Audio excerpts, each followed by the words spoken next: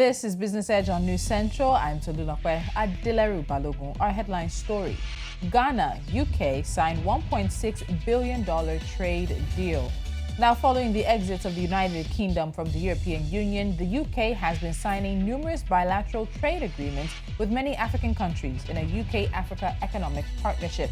Ghana is the latest nation to sign up on this. What does the new agreement entail? While Kenya led the way and the East African community has officially followed, could we see ECOWAS following suit? This is our focus today. Welcome. This is Business Edge.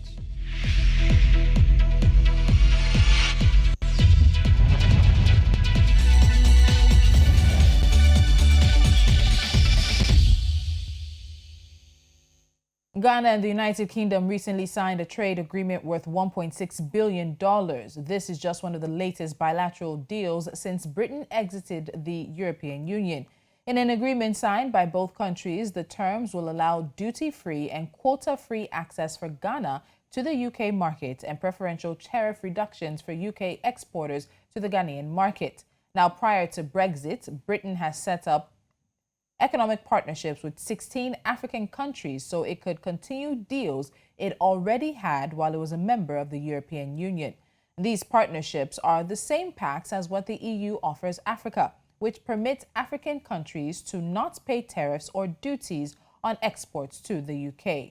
Now, recently, the United Kingdom also signed a bilateral deal with the Southern African Development Corporation. Egypt, Kenya, and the East African Community member states secured an open-ended time frame to assess the trade agreement that was signed between Kenya and the UK in a regional unity of oneness and integration.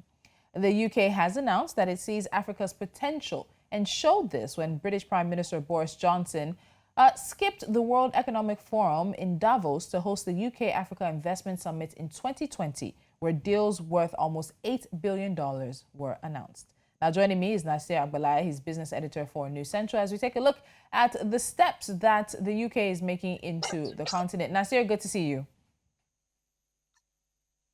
Great to be here. So let's get into the deal. So we've seen all these deals happening. And we've talked about the Kenya one. We've talked about what's happened with the East Africa community states as well. Now, the UK is signing agreements and shaking hands with Ghana. So what led to this latest deal being signed with Ghana and the United Kingdom? Oh, basically, it's a product of UK looking for more markets for its goods and services.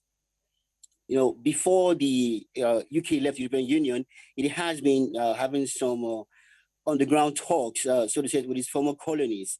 And this had led to, this actually birthed the signings.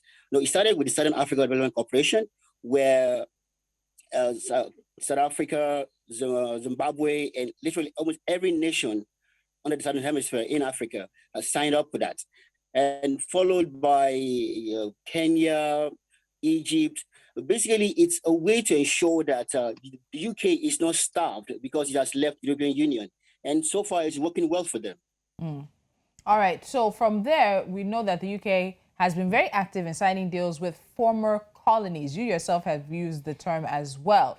We also, of course, know it needs to sign these deals after it exited the European Union. However, not everyone is so comfortable. Some have even used the word recolonization in terms of what the agreements are and what things are happening with the UK and its former colonies. Do you think that this can be a true business agreement for the benefit of all the parties involved, or are there areas which African countries should be concerned? Well, yes, it is. Currently, the UK is coming here to buy raw materials, and it will still end up sending some of these raw materials back to Africa. So in that regard, it's not really so balanced out. But some African nations are already changing that narrative. For instance, the Kenyan agreement, it started with just only raw materials, and there is a clause there that would ensure that Kenya also would export finished products. Now, the Ghanaian agreement is a bit similar to that, but heavily more on the raw material part. Primarily gold, cocoa, and banana, and of course, and some other fruits. but it is heavily really on raw materials, which is not really in favor of the West African nation, because now the EU will still buy machinery and refined products from the UK. So sort of it's still tilting a bit more towards the UK. But by and large, it is still possible to still tweak this agreement as it progresses. Let's not forget that after it's still there, it's still running concurrently with this particular deal. Okay, so there is a potential for us to make sure that this works to the benefit of all. So it's a great opportunity for Ghana. It's a great opportunity for Kenya. It's a great opportunity for anyone who gets in on it. And what we're looking at is what happens in terms of what Ghana is expected to be exporting to the UK under this agreement. So we know quota-free, tariff-free. What exactly are we expecting Ghana to send to the UK under the Economic Partnership Agreement? Be exporting bananas and many other fruits which are really abundant in Ghana. Let's not forget that Ghana has a rich and vibrant agricultural sector. Now, Ghana also has joined the League of Oil Producing Nations, so that also is in the mix. So this has, say, a wide variety of output for Ghana. Now, one of the principal things, as we all know, is one of the most one of the highest earners for Ghana. So having direct access to the UK market will ensure that the farm gates which Ghana and Hello, Nasir. Okay, so some technical issues there, but I do believe we'll be able to get him back via phone as well, so we can continue this conversation. As I said earlier, interestingly enough, British Prime Minister Boris Johnson actually skipped the meeting in Davos to host the UK Africa Investment Summit in 2020, the very first of its kind, and there were deals worth almost $8 billion announced. Now, while there are seemingly some good things to happen, and the UK is looking for all the areas in which it can make some money, it is still likely to prioritize deals with the EU, the United States, China, South Korea, and Australia ahead of Africa. I do believe that Nasir is back with us. Nasir?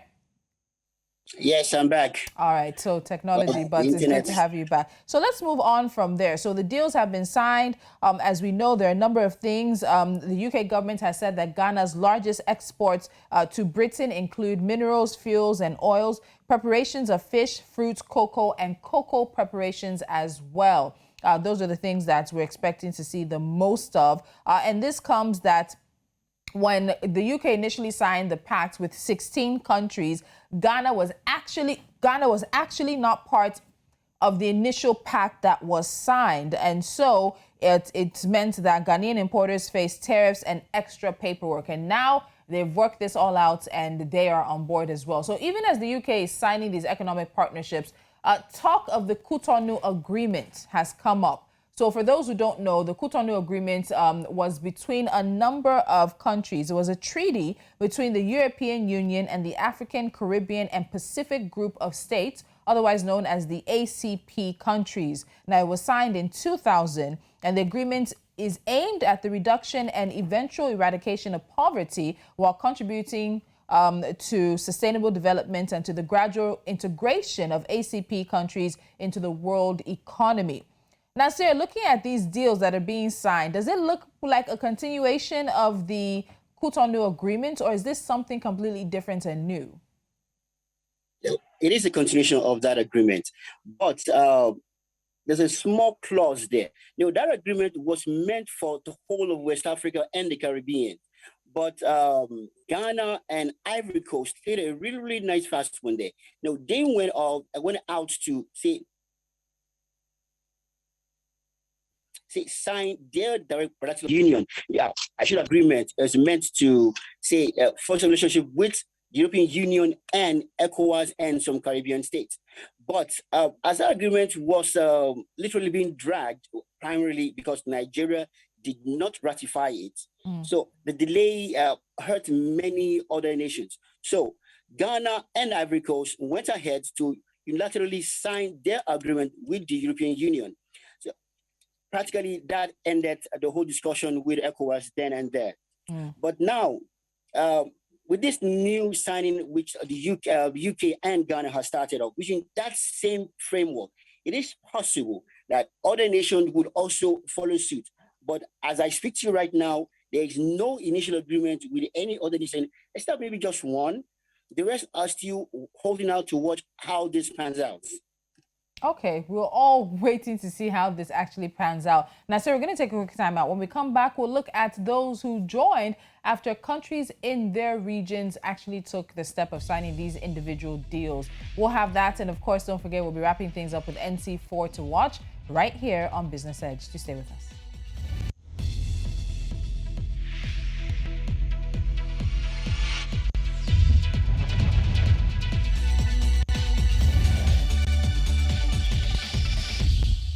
This is still Business Edge right here on News Central, and staying with our conversation, my guest, Nasir Agbalaya, is still with me.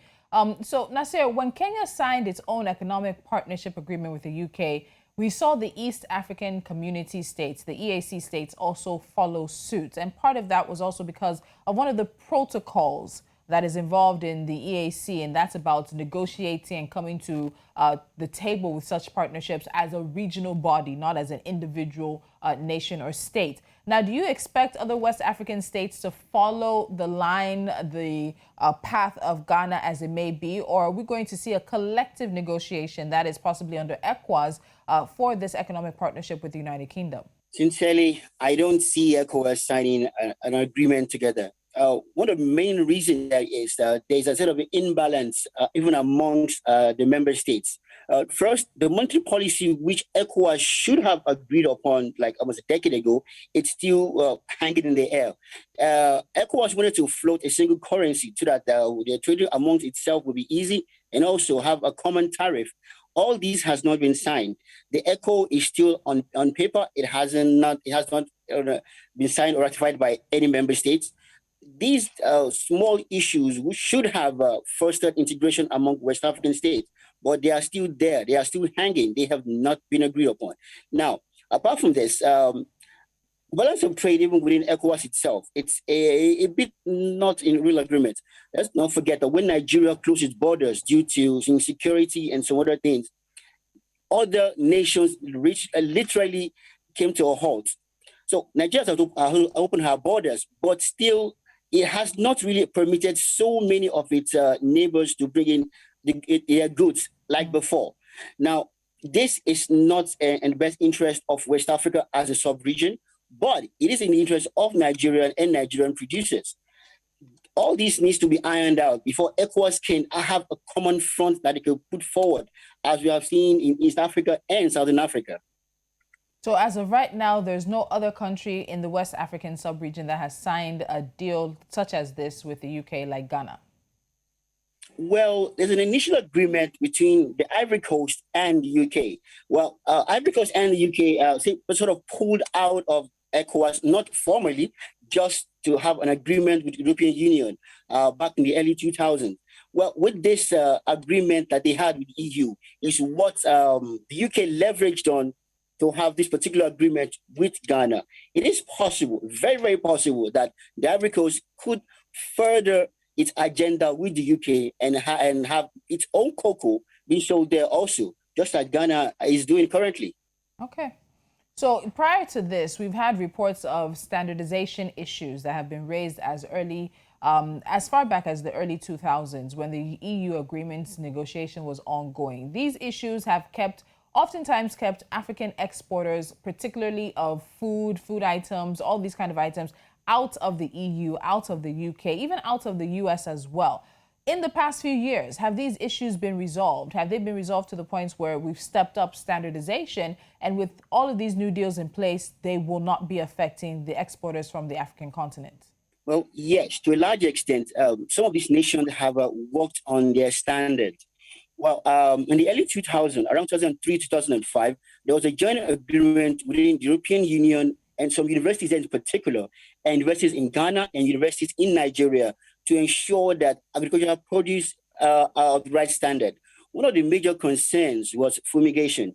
The herbicides and pesticides which was being used in West Africa by smallholder farmers were found to be grossly inadequate. The hazard chemicals that they were using there was just too toxic for the European market.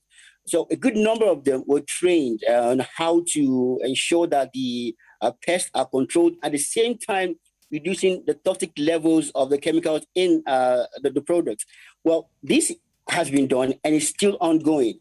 Well, categorically, some nations have already, say, perfected it to a large extent. Well, they employed a number of agricultural extension workers that went out to ensure that the farmers adhere to these standards. Okay. Well, these nations, incidentally, Ghana and Ivory Coast, top the list. Okay. So that is why they have it been easier to export their goods to the UK. Hopefully, other nations will be able to follow suit, because this is a very, very, very important thing on the agenda. It has to have limited toxic. Sorry? No, go ahead. Wrap up so we can get to the next question. Okay, now, because at random is when the samples will be done. Okay. They won't tell you when they will do any sample. Just pick maybe this grain or that banana there. So if it is found that the toxic level is still high, the whole batch will be rejected. Wow. So this has been done and is still ongoing. I believe that next couple of months or a year or two, it will be all standardized across board. Then, of course, West Africa will be able to ship more of our products to the West. So we're seeing these economic partnership agreements that are really coming out of the UK-Africa Investment Summit that held in 2020. There were over 800 delegates. More than 21 African countries were represented. There were dozens of side events, hundreds of meetings, and it really helped 2020 starts with a bang. But we also know that 2020 ended not so hot for many African countries. When you look at the numbers now, the African economy in total shrank by 2.1% in 2020 and is expected to grow by just 3.4% in 2021. And this is as global economy recovers from the impact of the COVID-19. We also know that there will be an imbalance of trade with many of these deals, particularly from the African side. What do African countries that are signing these economic partnership agreements need to do to make the best out of these deals? Well, the first thing they need to do is ensure there is a clause in the agreement that will give them room to renegotiate along the line. Another thing is they can't just be selling the raw materials only. Concentrates and finished product needs to join the mix. With this, the infant industry back home will be developed. Now, if you only bring out your raw materials, you're only getting part of your revenue back. But when you can also sell your finished product, then you're maximizing your potential. The value chain will be further, empowered. Now, just for instance, look at crude oil. Nigeria exports crude oil only. We don't export the refined product. So all the byproducts that are part of the crude oil, it goes to those who are refining it. Okay. If and when we do go back to exporting refined product, then it's not just about what the Brent crude is saying, but petroleum jelly and so many other byproducts will be available for Nigeria and other exporters to sell to every other individual. And also, it will further enhance the local industry, because with this, capacity will be further developed. Petrochemicals, you won't need to be importing these things to make products here in your country.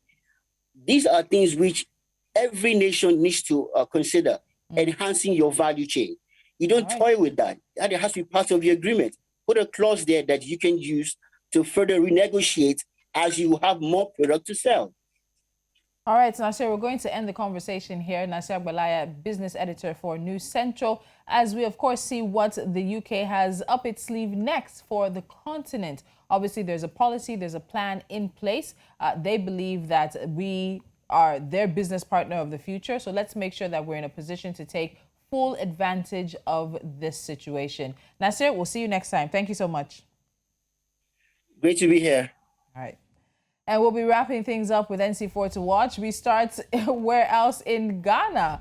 And the country suffered a nationwide power blackout on Sunday after the shutdown of the power system. Now, the Ghana Grid Company Limited said a challenge to the power system led to a total system shutdown around 2:10 p.m. local time. Ghana experienced a 2-year-long crippling power crisis between 2013 to 2015, leading to lower economic performance over the period.